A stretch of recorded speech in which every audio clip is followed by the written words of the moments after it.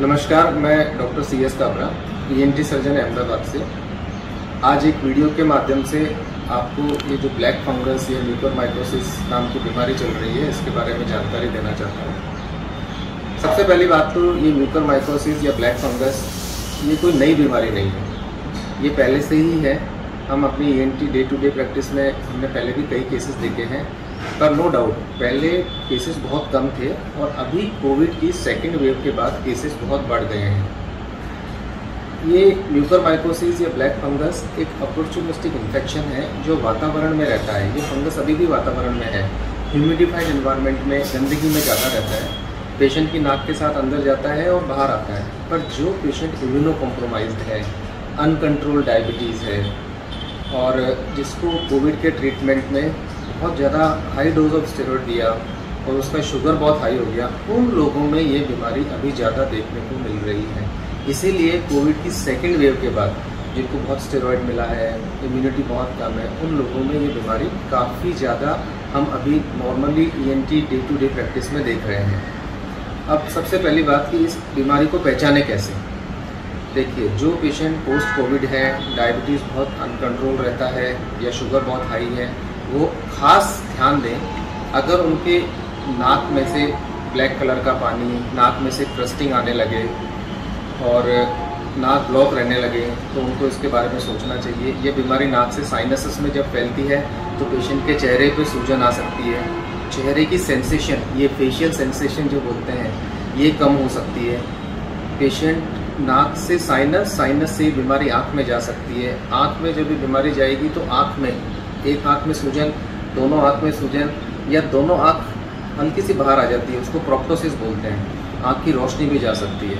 और आई में जाने के बाद अगर इस बीमारी का ट्रीटमेंट टाइम पर नहीं गया तो ये ब्रेन में जा सकती है और एक बार ये बीमारी ब्रेन में या दिमाग में चली गई तो फिर survival of patients are very very difficult, very very difficult. ये बीमारी तलवे में, या जिसको हम पैलेट बोलते हैं, ये ऊपर का हिस्सा अंदर, वहाँ पर भी जा सकती है। तो दांत का ढीलापन, दांतों में लगातार दर्द होना, post Covid status, high diabetes और दांतों का हिलना, दांतों में बहुत दर्द होना, तो भी ये भी एक साइन है कि आपको म्यूकोरमाइकोसिस का इन्फेक्शन हो सकता है। जब आपको लगे कि मुझे इनमें से भी कोई भी तकलीफ है तो सबसे पहले डरना नहीं। सबसे पहले आपको क्या करना है, अब आपको पता चल गया कि मेरे को शायद ये बीमारी हो सकती है, तो डरे नहीं, घबराए नहीं, पैनिक में नहीं है।